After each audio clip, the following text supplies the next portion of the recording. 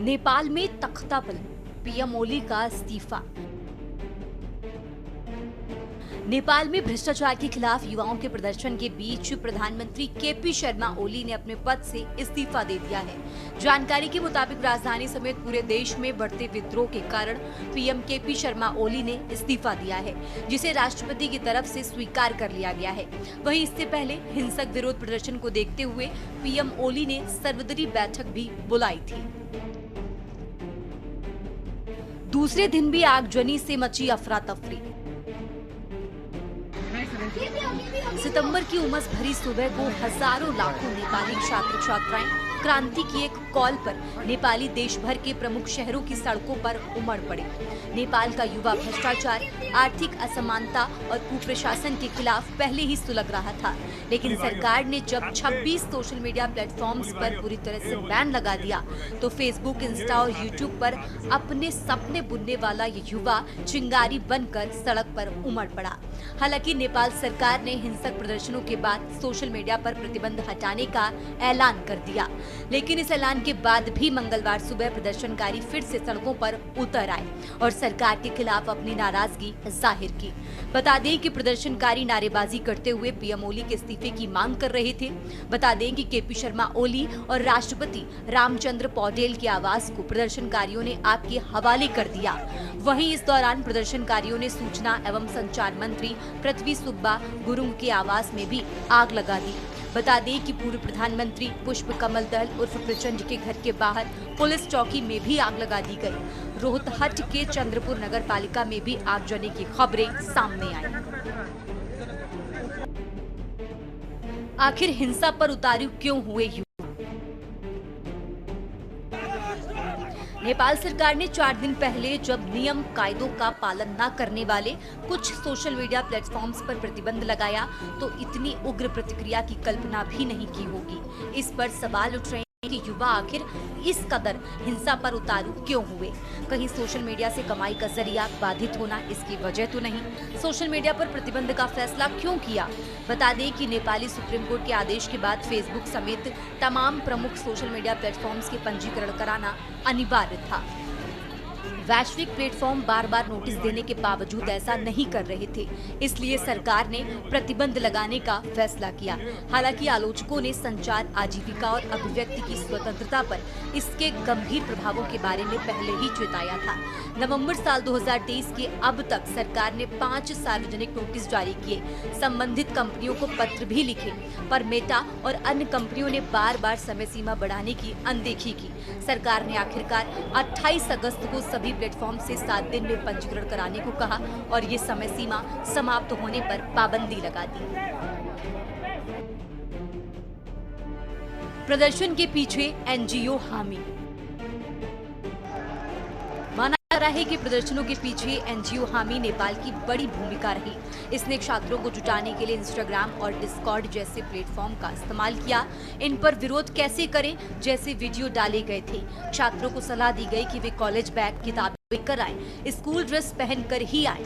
छात्रों ने प्रदर्शन के दौरान यूथ्स अगेंस्ट करप्शन का बैनर भी उठाया, जिसे हामी नेपाल ने ही जारी किया था। बहरहाल नेपाल फिर संकट में फंस गया है। अस्थिरता और विरोध प्रदर्शन काफी हो गए हैं। वहां राजशाही के खात्मे के बाद 17 साल में कोई भी प्रधानमंत्री अपना कार्यकाल पूरा नहीं कर पाया। यूक्रेन रूस संघर्ष के बाद ऊर्जा सुरक्षा की चिंताओं ने नेपाल के हालात को तेजी से खराब कर दिया। अब नेपाल की जनता सड़कों पर है। सुदन गुरुंग ने आंदोलन में बदल दिया गुस्सा। आपको बता दें कि नेपाल में जेन जी के आंदोलन का नेतृत्व एक ऐसा चेहरा कर रहा है जिसने छात्रों को बताया है कि ये सरकार नेपो बेबीज और राजनीतिक अभिजात्य वर्ग के लिए काम करती है। हामी नेपाल नाम के एनजीओ के संस्थापक सुदन गुरुंग ने 8 सितंबर की रैली के लिए युवाओं को बुलाते हुए कहा कि भाइयों बहनों, सितंबर 8 सिर्फ दूसरा दिन ही नहीं है, ये वो दिन है जब हम नेपाल के युवा उठेंगे और कहेंगे कि अब पर्याप्त हो गया। देखते ही देखते नेपाल के प्रमुख शहरों की सड़कें रणक्षेत्र बन गईं। बता दें कि नेपाल पुलिस की फायरिंग में करीब 20 लोग मारे गए। नेपाल के इन युवाओं को एक मंच पर लाने के लिए हामी नेपाल नाम का एक संगठन काम कर रहा था। इस संगठन के कर्ता धर्ता ही सुदन गुरुंग हैं। नेपाल की जेनजी क्रांति का चेहरा बने 36 साल के सुदन गुरुंग ने नेपाली यूथ के गुस्से को एकदम सही समय पर भांप लिया। सुदन ने युवाओं के गुस्से का पहचान किया, इसे प्लेटफॉर्म दिया और पूरे नेपाल में इसको अलग अलग नेटवर्क के जरिए फैला दिया। इस आंदोलन को गति और दिशा देने वाला संगठन हामी नेपाल के संस्थापक और अध्यक्ष सुदन गुरुंग ही है।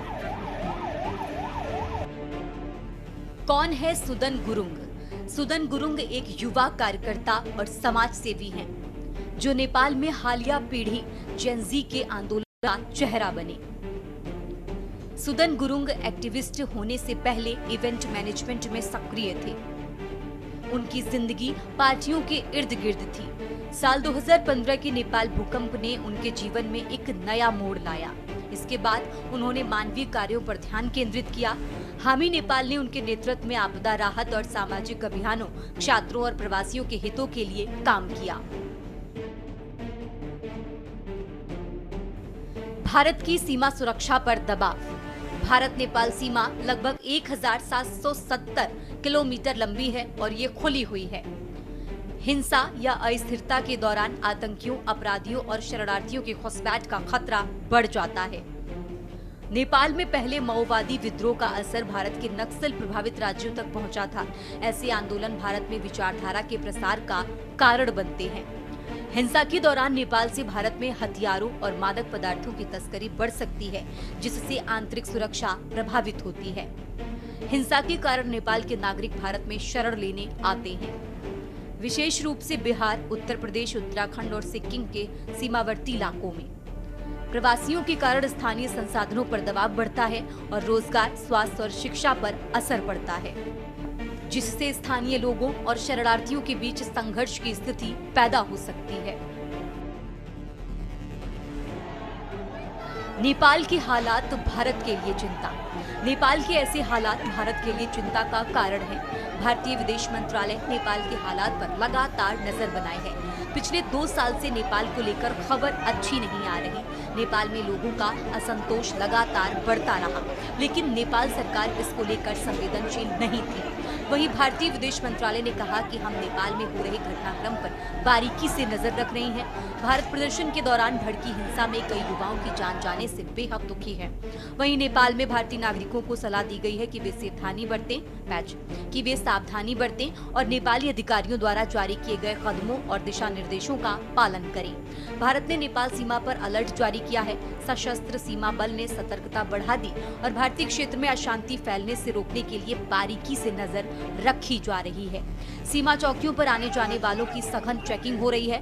बता दें कि भारत नेपाल के बीच 1751 किलोमीटर लंबी सीमा है। अधूरी रही लाल क्रांति। आपको बता दें कि साल 1996 में शुरू हुआ माओवादी विद्रोह नेपाल के इतिहास में एक निर्णायक मोड़ था। 1996 से साल 2006 तक चले माओवादी आंदोलन का दावा था कि ये सामाजिक आर्थिक ढांचे को बदलकर देश को न्यायपूर्ण और बराबरी वाला बनाने का संघर्ष है। माओवादियों के अनुसार ये आंदोलन राजशाही के खिलाफ था।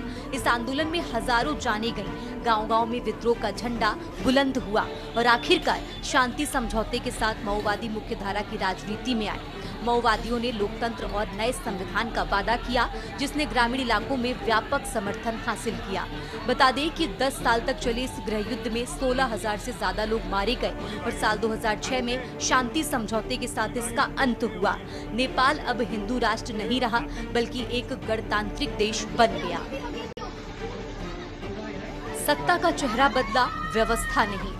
नेपाल में साल 2008 में माओवादियों की जीत के बाद 240 साल पुरानी राजशाही खत्म हुई। नेपाल की क्रांति के बाद माओवादी नेताओं जैसे पुष्प कमल दहल प्रचंड ने सत्ता हासिल की, लेकिन नेपाल का संसदीय लोकतंत्र तमाशा बनकर रह गया।